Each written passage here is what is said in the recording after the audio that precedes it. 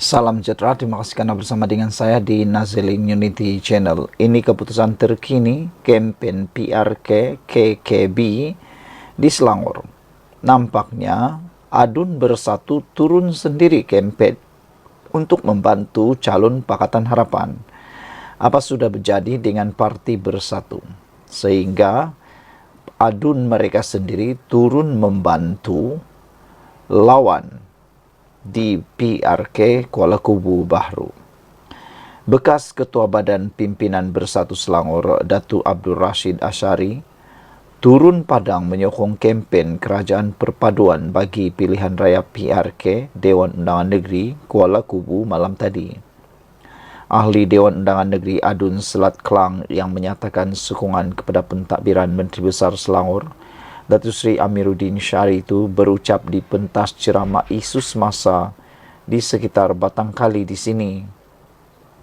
Beliau berkata keputusan membantu kempen calon Pakatan Harapan PH Pang Shotau dibuat selepas mempertimbangkan tiada sebarang peruntukan dalam perlembagaan bersatu yang menghalangnya berbuat demikian. Katanya ia juga didorong pencapaian kerajaan negeri yang mentadbir Selangor secara berkesan. Selain berpendapat, Shotau boleh menjadi wakil rakyat yang baik jika diberikan mandat pada Sabtu ini. Saya sudah buat semakan ke atas perlembagaan bersatu. Tiada apa-apa klausa atau peruntukan menyatakan ahli boleh diambil tindakan jika menyertai ceramah di mana-mana. Mereka boleh pecat saya jika saya keluar daripada parti dan menyokong pihak lain. Tetapi tiada peruntukan yang menghalang saya daripada berceramah di mana-mana, sama ada bersama perpaduan maupun bersatu. Sebab ini saya berani datang. Saya juga tidak kisah jika Perikatan Nasional PN mahu menjadikan kehadiran saya malam ini sebagai kempen mereka. Silakan, tiada masalah, katanya sambil menambah. Ahli Parlimen Tanjung Karang, Datuk Dr. Zulkifli Hanapi turut membantu kempen Kerajaan Perpaduan di sekitar Kuala Kubu Bahru.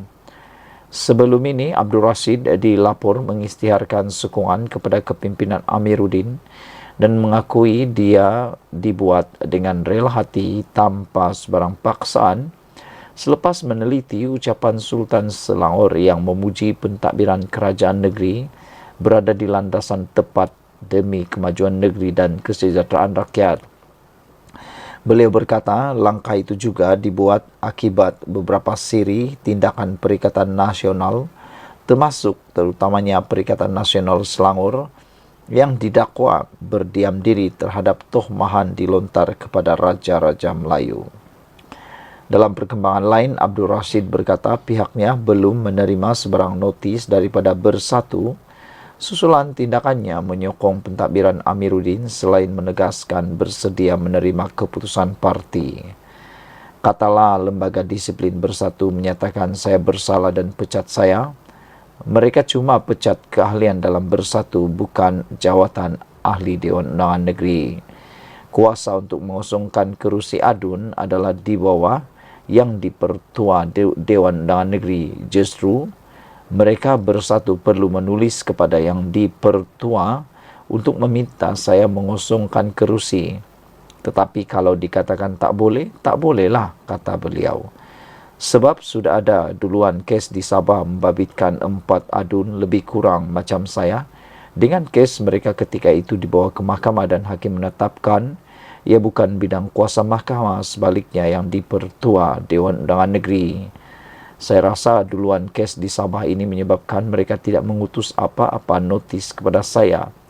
Justru saya akan meneruskan tugas sebagai Adun Selat Kelang seperti biasa, kata beliau lagi. Sekian dulu untuk kali ini. Jangan lupa tinggalkan komen anda. Ikuti terus ulasan selepas ini. Salam sejahtera. Terima kasih karena bersama dengan saya di Nazilin Unity Channel. Daulat tuanku, daulat tuanku. Ini titah pemangku Sultan Johor. Baginda kata, titahkan, jangan guna agama sebagai alat politik. Sudah banyak kali institusi diraja, bahkan Raja-Raja Melayu mengingatkan supaya agama tidak dijadikan bahan atau alat dalam politik. karena ianya akan menyentuh isu 3R yang amat sensitif di negara ini. Jadi ramai netizen, bahkan kita setuju bahwa apa yang disorkan, apa yang diingatkan, apa yang dititahkan oleh Ketua Duli Yang Maha Mulia Pemangku Sultan Johor supaya jangan guna agama sebagai alat politik patut diingati dan diambil berat oleh semua ahli politik yang ada di Malaysia. Pemangku Sultan Johor Tunku Muhammad Ismail memberi amaran supaya ahli politik negeri ini tidak menggunakan agama sebagai alat politik mereka. Tunku Mahkota Ismail bertitah, setiap ahli Dewan Negeri juga perlu sentiasa menjaga imej masing-masing sebagai wakil rakyat yang dilantik kerana mereka mempunyai tanggungjawab memelihara kredibiliti institusi Dewan Undangan Negeri Dun Johor. Saya tidak mahu ada seorang pun ahli politik di Johor yang sewenang-wenangnya menyebabkan sentimen perpecahan rakyat, tulis baginda lagi. Polis harus menjadi alat untuk menyatukan semua pihak, bukan memecah belahkan bangsa Johor. Jangan sesekali gunakan agama sebagai alat politik, titah baginda lagi. Baginda bertitah demikian ketika merasmikan pembukaan persidangan ketiga Dewan Undangan Negeri Dun Johor ke-15 di bangunan Sultan Israel di sini hari ini.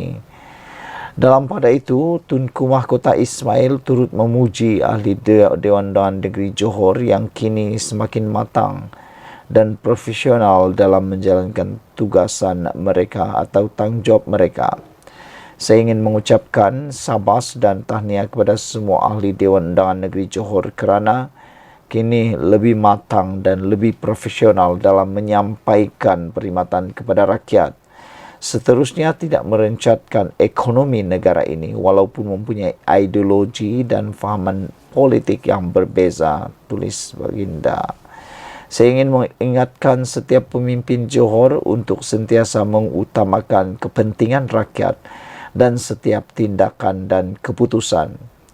Tanggungjawab anda untuk memastikan semua program dan projek yang dijalankan mempunyai impak positif kepada kesejahteraan bangsa Johor, titah baginda lagi. Sementara itu, Tunku Mahkota Ismail turut mengingatkan sama ada semua pihak tidak mengambil mudah isu sensitiviti agama demi menjaga keharmonian di negeri ini. Baginda bertitah, penguatkuasaan undang-undang yang lebih tegas perlu dilaksanakan bagi membendung perkara yang mengganggu keharmonian dalam kalangan masyarakat dari berulang di masa hadapan. Ini adalah peringatan pertama dan saya harap yang terakhir. Jangan diulang perbuatan sama yang hanya akan meruntuhkan keharmonian bermasyarakat di Johor, titah baginda lagi. Sekian dulu untuk kali ini, ikuti terus ulasan selepas ini. Salam sejahtera, terima kasih kerana bersama dengan saya di Nazilin Unity Channel. Ini pendedahan paling menarik sekali berlaku di mahkamah yang melibatkan Najib Tun Razak. Belum selesai lagi isu tentang kes tahanan rumah Najib. Ini pula pendedahan yang luar biasa. SRC alami kerugian disebabkan Najib, kata bekas pengarah SRC. Mahkamah Tinggi di Kuala Lumpur hari ini diberitahu bahawa SRC International Sdn Bhd tidak akan mengalami kerugian membabitkan pelaburan berjumlah 3.6 bilion ringgit milik kumpulan wang persaraan diperbadankan KWAP jika Datuk Seri Najib Tun Razak bertindak selaras dengan nasihat Lembaga Pengarah Nasihat Syarikat itu. Bekas pengarah SRC Internasional Datuk Chi Abdullah alias Rasidi Ceh Omar 75 tahun berkata, ini kerana operasi syarikat berkenan sedikit luar biasa jika dibandingkan dengan syarikat tersenarai awam lain kerana pada akhirnya keputusan akan dibuat oleh bekas Perdana Menteri itu. C. Abdullah berkata Najib adalah pemegang saham tunggal serta penasihat emeritus syarikat dan beliau telah membuat keputusan untuk melaburkan RM3.6 bilion ke dalam syarikat itu.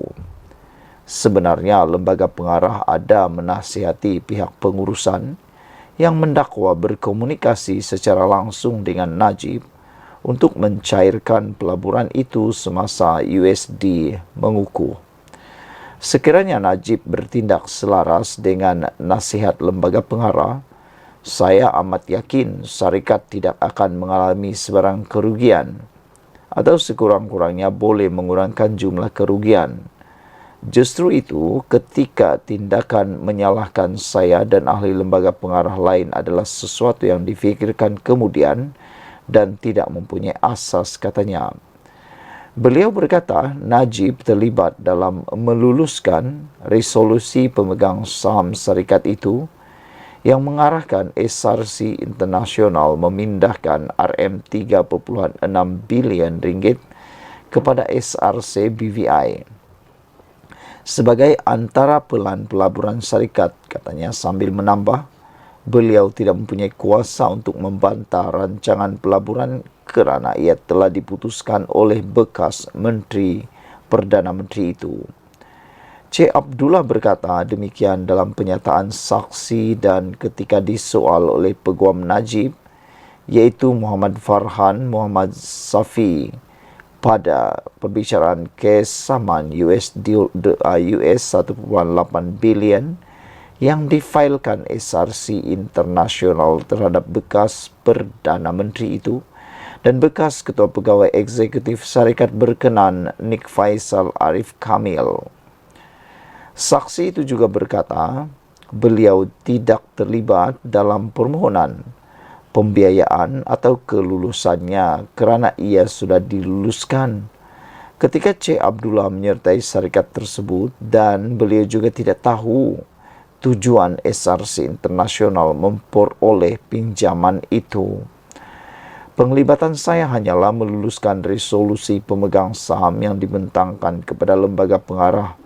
Saya tidak fikir lembaga pengarah boleh menyangga resolusi itu kerana ia mengatasi keputusan lembaga pengarah.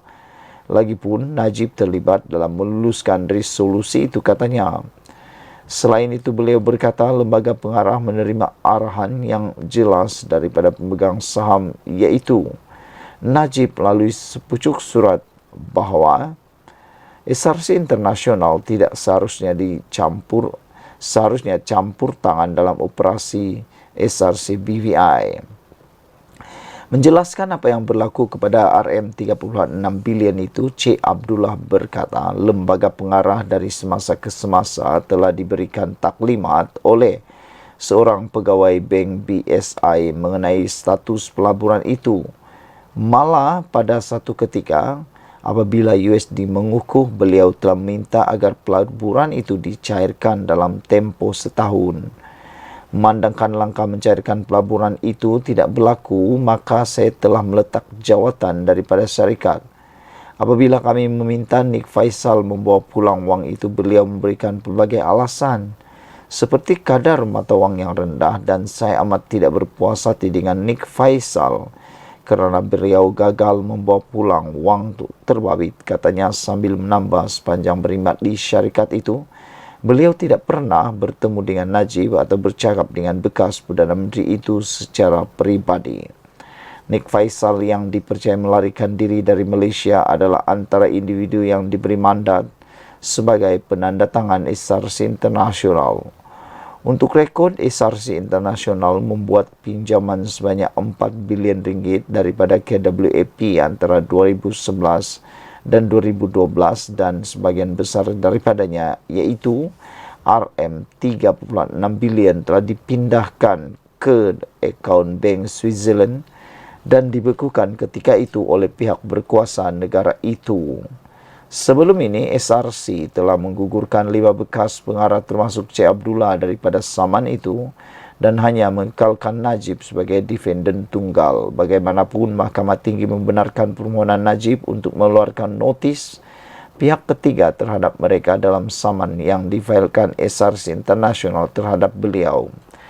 SRC di bawah pengurusan baharu telah memfailkan saman itu pada Mei 2021 atas dakwaan Najib telah melakukan pecah amanah jenayah, salah guna kuasa dan memperoleh ganjaran peribadi daripada dana syarikat itu, selain melakukan penyelewengan terhadap dana berkenaan. SRC juga menuntut deklarasi mahkamah bahawa Najib adalah bertanggungjawab bagi kerugian yang dialami oleh syarikat itu akibat pelanggaran tugas serta amanah beliau, dan menuntut supaya beliau membayar balik kerugian yang dialami sebanyak Rm42 juta. Najib, 70 tahun, yang kini menjalani hukuman di penjara Kajang sejak 23 Ogos 2022 selepas disabitkan bagi kesalahan menyeleweng Rm42 juta dana SRC International. Beliau kemudian memfailkan petisyen untuk pengampunan diraja pada 2 September 2022. Susulan keputusan pengampunan itu, hukuman penjara Najib telah dikurangkan daripada 12 tahun kepada 6 tahun, manakala denda pula dikurangkan daripada 210 juta kepada 50 juta. Perbicaraan di hadapan Hakim Datuk Ahmad Fairuz Zainal bersambung esok. Sekian dulu untuk kali ini. Jangan lupa tinggalkan komen anda, tekan butang subscribe. Kita jumpa lagi. Bye-bye. Salam sejahtera. Terima kasih kerana bersama dengan saya di Nazilin Unity Channel. Isu yang paling hangat pada petang ini melibatkan parti politik PAS. Dengan satu perkara yang didedahkan ini luar biasa, ditulis oleh Ahmad Mursi, PAS bukan setakat penunggang profesional, tapi skema agama, tulis beliau di Harapan Daily. Dulu pada PRK Tanjung Piai, YB Tuan Ibrahim, timbalan Presiden PAS kata, kena sokong calon Cina dan tolak calon Melayu walaupun tok imam. Kini di PRK KKB katanya, kena sokong calon Melayu PN yang lawan calon Cina perpaduan. Kerana calon Cina tidak solat dan keluar zakat. Bila ditanya kalau calon PN bukan Melayu pula bagaimana? Kata Tuan Ibrahim, kita tengok apa yang kita hadapi sekarang lah. Katanya, itu ciri-ciri calon yang Allah pilih. Taqiyuddin Setiausaha Agung PAS pula kata, haram tak keluar mengundi kerana katanya Haji Hadi telah hukumkan fardu ain. Ini bukan hanya penunggang agama profesional, tapi inilah skema yang beragama. Banyak berlaku juga dalam bidang selain politik. Jika hal ini tidak dilihat perbuatan keji, lama-kelamaan ajaran sesat dan bid'ah ini akan terus ditanam dalam pemikiran orang Melayu Islam, malah menjadi satu kebiasaan. PAS jadikan agama bahan sendaan dan gurauan, menghukum halal dan haram ikut selera tekak dan kepentingan nafsu politik untuk menentang umat Islam yang lain. Kata beliau, saya setuju Islam dijadikan panduan dan nilai terpenting membentuk akhlak ahli politik. Tetapi boros menunggang agama dalam strategi politik kerap kali sebabkan terbabas dan gulau seperti halnya Khawarij. Dan janganlah kamu berdusta dengan sebab apa yang disifatkan oleh lidah kamu, ini halal dan ini haram, untuk mengadakan sesuatu yang dusta terhadap Allah. Sesungguhnya orang-orang yang berdusta terhadap Allah tidak akan berjaya. Dalam An-Nahl 116. PAS tidaklah jadi lebih Islam hanya kerana jenama partinya Islam dan dipimpin oleh ustaz-ustaz. Dari segi pelaksanaan agenda Islam dalam negara, PAS gagal, tercorot dan makan gaji buta bila diberi kuasa. PHBN jauh lebih cemerlang, tulis Mursi di dalam Harapan Daily. Saudara-saudara sekalian, apa pula pendapat anda untuk isu kali ini?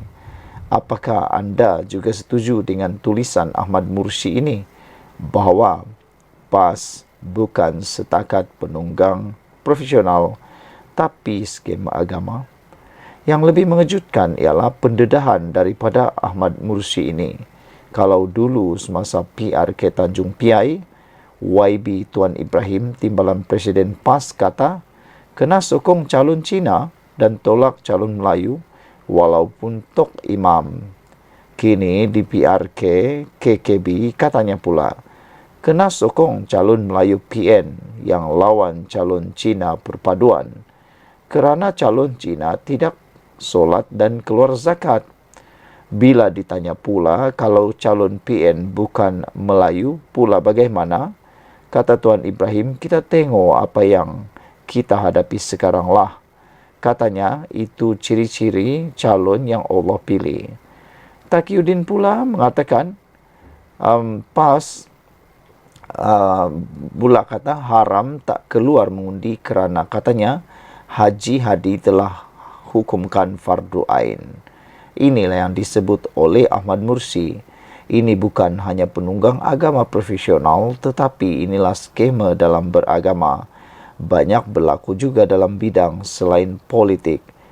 Kata beliau, jika hal ini tidak dilihat perbuatan keji, lama-kelamaan ajaran sesat dan bid'ah ini akan terus ditanam dalam pemikiran orang Melayu Islam malah menjadi satu kebiasaan. Sekian untuk kali ini, ikuti terus ulasan selepas ini. Salam sejahtera, terima kasih kerana bersama dengan saya di Nazilin Unity Channel. Saudara-saudara sekalian, ini satu lagi perkara paling panas yang kita temui dalam media sosial yang pasti anda ingin bersama-sama memberikan komen. Skandal terpanas kementerian didakwa bakal terbongkar. Ini reaksi daripada Rafizi Ramli yang relax saja balas balik. Kecoh seorang pengguna Facebook mendakwa skandal hangat di Kementerian Ekonomi akan terbongkar beberapa hari lagi, mengatakan ia adalah kes rasuah dari syarikat tauke besar. Individu itu menyebut beberapa nama termasuk Rafizi Ramli yang didakwa kononnya terlibat menerima suapan dari tauke kaya bagi membolehkan ia mendapat kontrak lumayan dari kerajaan. Turut disebut nama bekas setiausaha politik Anwar Ibrahim, Farhas Wafa Salvador Rizal Mubarak yang dikaitkan dengan Rafizi. Namun, benua fitnahnya nampak benar fitnahnya bila masa pula Rafizi baik dengan Farhas. Boleh samandah mereka ini, saran pengguna X bernama Iqbal. Dakwaan yang dibuat itu kemudian mendapat perhatian Rafizi yang nampaknya langsung tidak melata. Beliau dalam respon balas di X berkata, beliau tidak akan mengambil tindakan undang-undang terhadap individu yang mengaitkannya dengan dakwaan skandal kementerian itu. Sebaliknya, kata Rafizi, tindakan pemfitnah itu akan dicatatkan oleh malaikat. Saya takkan saman sebab ada yang mencatatnya. Beban itu lebih besar dari turun dari naik mahkamah, ujarnya. Respon Rafizi itu mendapat perhatian ramai yang menyokong tindakan beliau berdiam diri dan tidak melayani kabar angin tidak berfaedah. Rafizi kata, saya tak saman sebab ada yang mencatatnya. Beban itu lagi besar dari turun naik mahkamah, kata beliau lagi. Saudara-saudara sekalian, yang lebih menggemparkan kita ialah tindak balas Rafizi Ramli ini seperti satu perkara yang luar biasa. Kalau orang lain yang kena, pasti jawapannya mudah, jumpa di mahkamah atau saman terus. Tapi Rafizi kata dia lagi suka untuk mengingatkan bahawa ada yang mencatatnya di atas sana. Lagi pula menurut Rafizi, beban itu lagi besar dari turun naik mahkamah. Di samping itu, terdahulu telah disahkan bahawa lelaki yang mendakwa konon tahu semua konspirasi kes Faisal Rupa-rupanya guna akaun palsu. Seorang lelaki menggunakan akaun Instagram Muhammad Imran Surais mendakwa mempunyai maklumat dalang di sebalik kejadian simbah asid terhadap pemain bola sepak negara Faisal Salim Halim. Dalam siri pendedahannya di IG, dia mendakwa telah dipanggil seseorang dan diminta untuk tutup mulut supaya tidak menyebarkan gambar si pelaku. Susulan itu, polis Diraja Malaysia PDRM tampil membuat simakan kertas Instagram tersebut yang kemudian mendapati akaun itu adalah palsu.